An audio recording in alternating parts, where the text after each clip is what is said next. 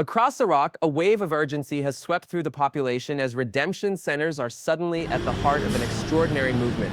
Long lines stretch outside the doors, people of all ages holding tightly to bundles of dinar notes, some neatly folded in envelopes, others carried in plastic bags, and still others bound together with rubber bands. These scenes reflect a collective anticipation that has been building for years, where speculation about the future of the Iraqi dinar has transformed from quiet conversations into mass action on the ground. The overflowing redemption centers are no longer just financial facilities. They have become symbols of hope, uncertainty, and the deep longing for financial renewal in a country whose currency has long been tied to narratives of recovery and restoration. What we are witnessing is more than a logistical challenge of handling crowds. It is the physical manifestation of the dream that perhaps the moment for Iraq's currency to regain prestige and value has finally arrived. The rush to redemption centers did not emerge from nowhere. For decades, the Iraqi dinar has carried with it the memory of strength and the shadow of collapse. In the 1970s and 1980s, the dinar was regarded with respect across the region, its value strong against foreign currencies, symbolizing Iraq's oil wealth and economic power. Yet the years that followed wars, sanctions, inflation, and international isolation transformed the dinar into a weakened currency, its once impressive standing eroded into fractions of its former worth. Against this backdrop, the idea of a revaluation or redenomination has become something of a national myth, a narrative retold among citizens, investors, and the global diaspora. Each rumor, each statement, each video that circulates online breathes new life into the belief that the currency will one day reclaim its lost stature. Now, in the summer of 2025, the tide of expectation has risen higher than ever, and redemption centers have become the stage on which this anticipation plays out. People waiting in line tell stories that blend hope with urgency. Some recount having held on to stacks of dinars for over a decade, believing that patience would eventually be rewarded. Others describe selling assets or borrowing money in order to purchase more notes, convinced that this was not a gamble but a wise investment in the nation's eventual recovery. The crowd is not uniform. Wealthy individuals stand side by side with working families, all driven by the same conviction that the time to redeem has finally come. This convergence of social classes in a shared quest underscores how deeply the dinar has embedded itself into the psyche of Iraqis, not merely as money but as a symbol of pride, resilience, and the hope for a better tomorrow. At the same time, the practical challenges at the redemption centers are immense. Staff members struggle to keep up with the influx of customers, computers processing note after note, while cashiers exchange weary glances, recognizing that the flow of people shows no sign of slowing down. Security is heightened, as large sums of currency inevitably attract risks of theft or disorder. Outside the centers, local economies react instantly. Shops near the facilities extend hours, food vendors find eager customers among those waiting in line, and transport services report an uptick in demand. The ripple effects of the redemption rush are felt across entire neighborhoods, turning otherwise quiet areas into bustling hubs of activity. For many observers, these scenes evoke both excitement and concern, as the question arises whether this surge is sustainable or if it signals the buildup of unrealistic expectations that could quickly unravel. The atmosphere inside the centers is marked by both tension and celebration. When individuals succeed in exchanging their notes, applause sometimes breaks out from others in line, a collective acknowledgement that persistence has paid off. But frustration is equally common, especially when long waits, technical errors, or insufficient information leave people uncertain about what they are actually receiving in return for their dinars. Rumors circulate quickly through the crowds. Some claim that certain denominations are being accepted at higher rates. Others insist that foreign banks are involved, while still others whisper about private contracts guaranteeing massive returns. None of these claims can be verified within the walls of the centers, yet they spread from person to person, fueling the anticipation that something extraordinary is unfolding just beyond reach. For international observers, the sight of overflowing redemption centers offers a window into the psychology of currency speculation. Unlike typical financial markets, where data, charts, and institutional reports guide investor behavior, the dinar has always thrived on narrative. People do not stand in line simply because of a published rate at the central bank. They do so because of stories told by neighbors, family, online communities, and charismatic figures who promise that the day of revaluation is imminent. This collective belief system, once confined to small circles, has now burst into public view, and the crowded centers illustrate how powerful the combination of rumor and hope can be in mobilizing entire populations. At the heart of this phenomenon lies a delicate tension between economic reality and human aspiration. The reality, as global financial institutions often remind, is that the Iraqi dinar has remained relatively stable at its current exchange rate, pegged against the US dollar without official confirmation of any dramatic shift. Yet, aspiration leads thousands to believe that just beyond today's transactions lies a future where their stacks of dinar transform into life-changing sums of money. This tension is what keeps the lines full, the redemption centers overflowing, and the conversations alive in every corner of the nation. People arrive not only with currency in hand, but also with dreams of paying off debts, sending children to school, buying homes, and securing futures that have long seemed uncertain. For them, the Redemption Center is not merely a financial office, but a gateway to rewriting their personal stories, and that belief is powerful enough to drive them forward regardless of official announcements. Viral claims and sensational narratives have become the defining features of the dinar redemption wave, adding fuel to an already combustible atmosphere of speculation. From YouTube channels to online forums, from whispered conversations to bold advertisements, stories of sudden wealth and transformative payouts are spreading faster than the facts that might confirm or deny them. The most striking of these reports suggest that banks have flung open their doors, ready to receive dinar holders in massive numbers, with promises of extraordinary weekly payouts, sometimes described as reaching $10,000 or more. In other corners of the conversation, some declare that the long-awaited revaluation has already occurred, instantly transforming ordinary holders of dinar into millionaires. These claims travel far and wide, picked up by hopeful listeners, repeated by optimistic believers, and amplified by digital platforms where sensational headlines draw eyes and ears in ways that sober economic analysis rarely can. Within this context, the emotional response of dinar holders is perhaps as important as the financial details themselves. Many who have waited for years seize upon each new video, each new post, each breathless claim as evidence that their patience has finally been rewarded. These narratives are not consumed passively, they are devoured hungrily, replayed, reshared, and discussed late into the night. For individuals who have staked personal savings, sometimes at significant sacrifice, on the belief that the dinar would rise in value, every sensational story acts like oxygen to a flame, keeping hope burning even in the absence of official confirmation. What we see here is not simply rumor, it is belief elevated to near certainty, and belief has the power to drive action even when evidence remains elusive. The mechanics of these sensational claims reveal much about the way human psychology interacts with finance. A headline suggesting that one can redeem currency and receive thousands of dollars per week captures attention instantly, bypassing rational skepticism by appealing directly to aspiration. The idea that one's financial struggles could be erased through a single transaction is almost irresistible, and in a world where many feel excluded from traditional paths of wealth creation, such stories offer not only hope, but a sense of empowerment. In crowded redemption centers and online chat groups, individuals share these claims as though passing along secret knowledge, convinced that they are on the inside of a historic shift that others will only recognize later. This perception of privileged access makes the stories even more potent, transforming speculation into something that feels like participation in history. At the same time, the absence of official validation creates a vacuum that sensationalism easily fills. When no clear statement emerges from the Central Bank of Iraq, when international financial institutions maintain silence, and when mainstream media offers little coverage, people naturally turn to the loudest voices available. These voices often belong to those most skilled at framing events in dramatic terms, painting pictures of sudden revaluations, hidden contract rates, and backdoor deals that promise unimaginable returns. Whether intentional or not, these narratives thrive on the ambiguity left by authorities, and in doing so, they build communities of believers who reinforce one another's convictions. The more the stories are repeated, the more real they become to those inside the circle of belief, until even the suggestion of doubt can be dismissed as ignorance or deliberate suppression. The spread of sensational claims is not confined to Iraq's borders.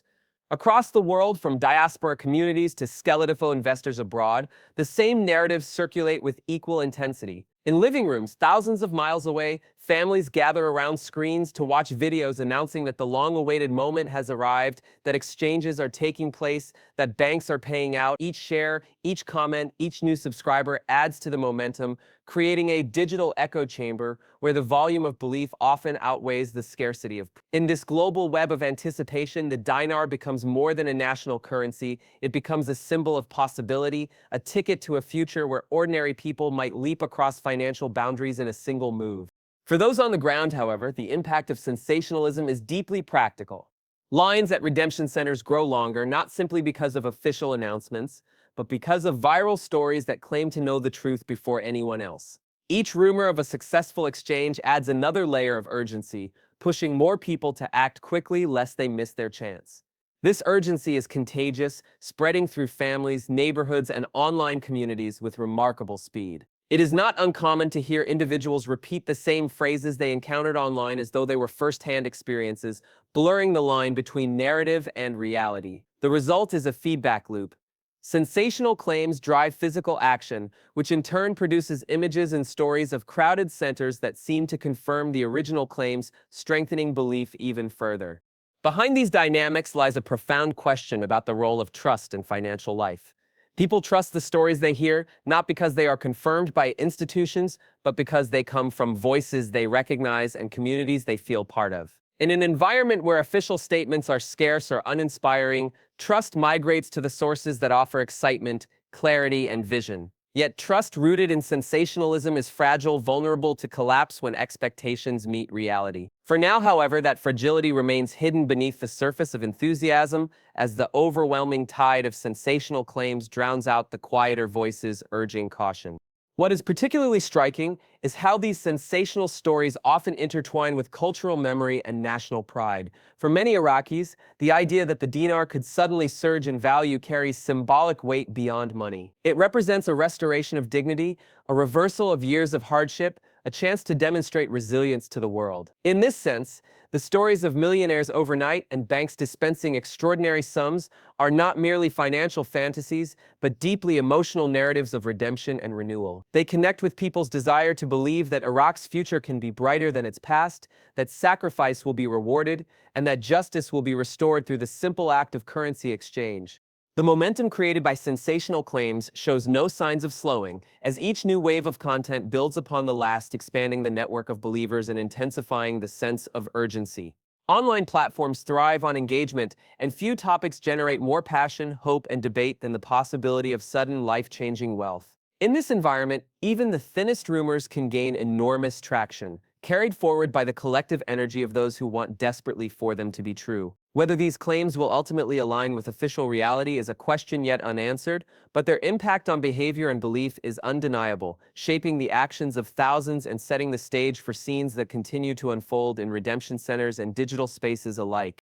No credible institution has stepped forward to affirm the claims surrounding redemption centers or extraordinary exchange rates, and this absence of official endorsement has left a striking gap between expectation and reality. The Central Bank of Iraq, which alone holds the authority to dictate currency policy, has maintained a consistent position over the years, focusing on stabilization rather than sudden, dramatic shifts in valuation. Despite countless rumors that flood social spaces, the CBI has not issued a statement confirming that any redemption centers operate under its supervision, nor has it suggested that special rates exist for privileged groups. This silence has not stopped people from believing, but it reveals a deep divide between official policy and public imagination. In truth, every functioning currency is tied to the legitimacy of its issuing authority, and without such validation, no exchange scheme can hold ground for long in formal financial systems. Experts who have studied the dinar market for years point out that redemption center narratives often carry hallmarks of speculative schemes designed to exploit the hopes of ordinary people. They note how these schemes typically promise extraordinary returns, emphasize secrecy, and encourage urgency, warning participants not to wait, lest they miss the opportunity of a lifetime. In global financial history, such hallmarks are red flags that caution seasoned investors, yet they often attract those who feel excluded from traditional avenues of wealth creation. For many Iraqis and international holders, the possibility of being on the cusp of a dramatic windfall seems too compelling to ignore, even when experts remind them that no verified mechanism supports these claims. This tension between cautionary advice and compelling promises underscores how fragile trust becomes in the absence of transparent information. The warnings from financial regulators extend beyond Iraq. Across different countries where the dinar has been promoted as an enzithant vehicle, authorities have issued repeated statements advising caution. Some have gone so far as to label dinar schemes outright scams, pointing to the lack of transparency, the unregulated sale of currency at inflated prices, and the persistent failure of predictions to materialize. Regulatory bodies emphasize that speculation on a foreign currency without official backing can expose participants to loss, fraud, and disappointment. Yet these warnings, while clear, often fail to compete with the emotional appeal of redemption stories that promise life-changing results. The cautious language of regulators rarely resonates with those who are already convinced that the opportunity is real and that skepticism is merely a barrier to achieving their dreams. The persistence of redemption center claims, despite official denial, highlights how narratives can overpower institutional authority when people's hopes are involved. Trust in formal institutions has been tested repeatedly in Iraq, where years of conflict, corruption, and economic hardship have left citizens skeptical of official pronouncements. In such an environment, it is not surprising that alternative voices, whether in the form of community leaders, online influencers, or self-styled experts, gain influence by presenting themselves as bearers of hidden knowledge. They frame the central bank's silence not as evidence against the reality of redemption centers, but as proof that information is being deliberately withheld. This inversion of logic turns the lack of evidence into evidence itself, reinforcing belief rather than undermining it. It demonstrates the power of narrative to reframe reality in ways that sustain belief even in the face of consistent institutional silence. At redemption centers themselves, the absence of official ties often goes unacknowledged. People standing in long lines rarely question the legitimacy of the operations before them, focusing instead on the possibility that this could be the long-awaited moment. Few stop to ask whether these centers are authorized by the CBI, whether the staff have any formal training, or whether the terms of exchange are consistent with official policy. The physical presence of a building with counters, staff, and security gives the impression of legitimacy, and when combined with circulating stories of successful payouts, it creates an atmosphere where doubt is suspended. This phenomenon reveals how easily symbols of authority, uniforms, paperwork, currency counters can substitute for real authority in the eyes of hopeful participants. The global conversation about dinar redemption further complicates the picture. Investors abroad, often far removed from Iraq's economic realities, interpret official silence differently, sometimes seeing it as a sign that something monumental is being concealed. In these circles, elaborate theories emerge, suggesting that the CBI, international banks, or even global financial institutions are secretly coordinating a dramatic revaluation that will soon be revealed. These theories gain momentum precisely because they cannot be disproven by silence, and for many believers, each day without denial becomes another day closer to supposed confirmation. Such interpretations show how easily silence can be transformed into a canvas on which people project their deepest financial desires. The warnings that redemption centers may be scams are not designed merely to suppress hope. They are rooted in observable patterns of behavior that have played out in other contexts. History provides many examples of currency schemes where promises of extraordinary returns lured people into parting with their money, only for the schemes to collapse when no official support materialized. Regulators who issue cautionary statements are drawing on this history, urging potential participants to recognize the similarities and protect themselves from harm. Yet history's lessons are often drowned out by the immediacy of hope, particularly when that hope is reinforced by communities that validate and amplify one another's beliefs.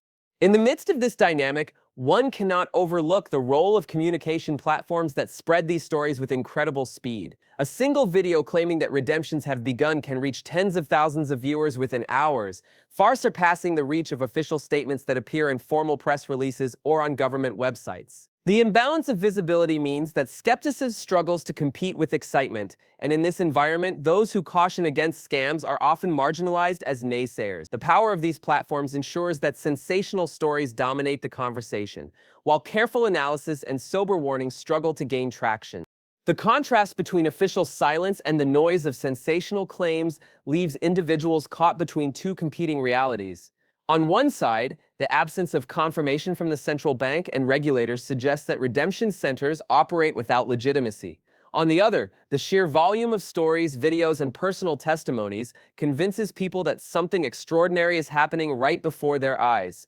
In this gap between fact and belief, the truth becomes increasingly difficult to discern, and it is here that the risk of exploitation is greatest. People act not on what has been confirmed, but on what they want to believe, and in that space of uncertainty, scams can flourish unchecked, taking advantage of the hopes of those who long for a brighter financial future.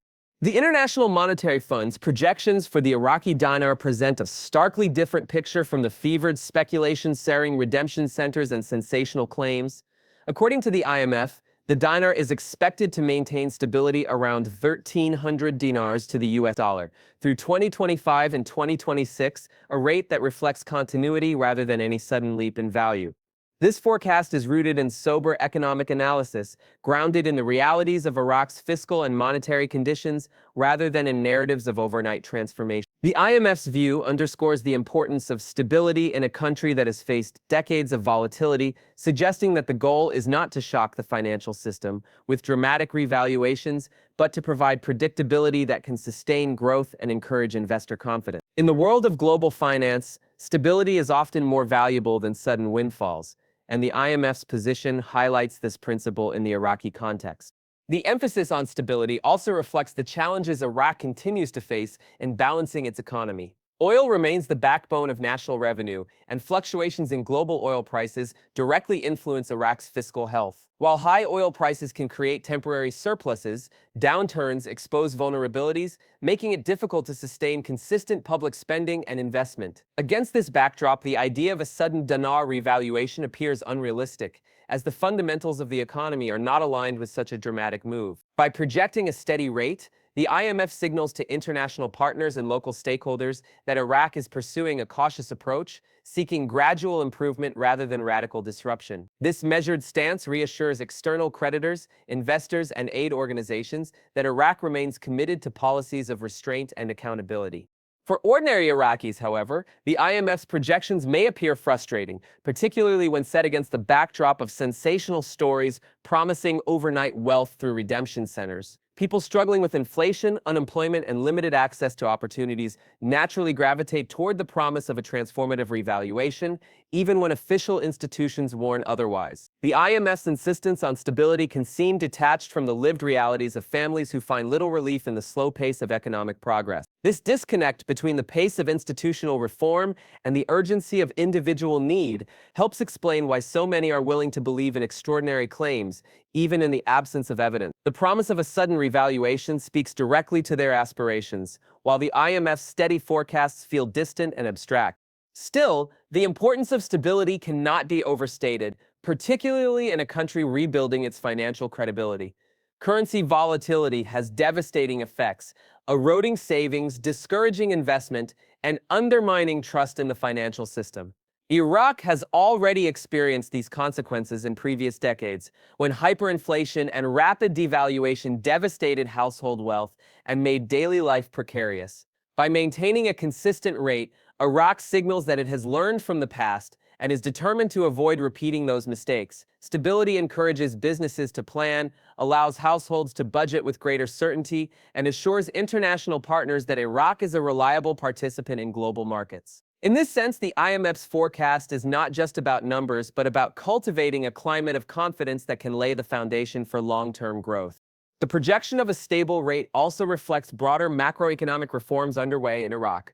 Efforts to modernize the banking sector, improve regulatory frameworks, and enhance transparency are all tied to the goal of creating a stable, predictable financial environment. These reforms may not generate headlines in the same way that rumors of a revaluation do, but they represent the painstaking work required to build an economy capable of delivering real, sustainable improvements in quality of life. The IMF's involvement signals that Iraq is integrating itself into the global financial system, aligning its policies with international best practices rather than yielding to the pressures of speculation. This alignment may frustrate those who seek rapid change, but it establishes the credibility necessary to attract meaningful foreign investment and to diversify the economy beyond oil dependence. Another key reason for the IMF's cautious stance is the interconnected nature of Iraq's financial obligations.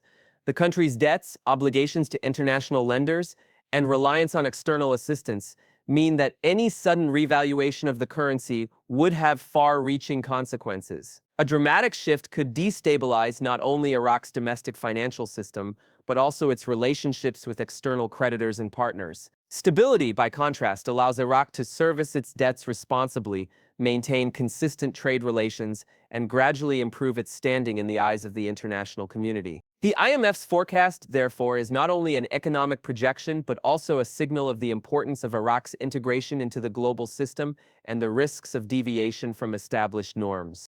For the speculative community, however, the IMF's outlook stands in direct conflict with the narratives they embrace. Where the IMF sees stability, they see suppression of truth. Where the IMF projects gradual progress, they anticipate sudden transformation. This divergence reflects a deeper clash between two worldviews, one rooted in data institutions and historical precedent, and the other rooted in aspiration, rumor, and faith in extraordinary outcomes. Each worldview has its adherents, but only one is grounded in the mechanisms that actually govern international finance. The persistence of speculative belief despite clear IMF projections illustrates the strength of narrative over numbers in shaping human behavior. At redemption centers and within online communities, the IMF's forecasts are often dismissed as irrelevant or even deliberately misleading. For those who believe in imminent revaluation, institutional projections are seen as tools designed to keep ordinary people uninformed, while elites reap the benefits of hidden deals. This perception transforms official stability into a conspiracy of silence, fueling further distrust of institutions. Yet in reality, the IMF's projections reflect the slow, careful approach that is necessary to rebuild Iraq's financial system after years of turmoil. By projecting a steady exchange rate, the IMF is signaling not deception but a commitment to protecting Iraq from the very volatility that speculative communities often overlook in their pursuit of rapid gains. The IMF's insistence on stability serves as a reminder that real economic progress is rarely instantaneous. It is the product of sustained effort, institutional reform, and long-term planning. While redemption centers overflow with people driven by sensational claims, the institutions tasked with safeguarding Iraq's economic future operate on a different timescale, one measured not in days or weeks, but in years and decades. The contrast between these two timelines, one short, speculative, and emotional, the other long, methodical, and institutional, defines the current moment in Iraq's economic story. It is a moment where dreams of sudden wealth collide with the realities of cautious governance, where the allure of immediate transformation meets the necessity of gradual stability, and where the projections of the IMF serve as a grounding force in a landscape otherwise dominated by speculation and hope.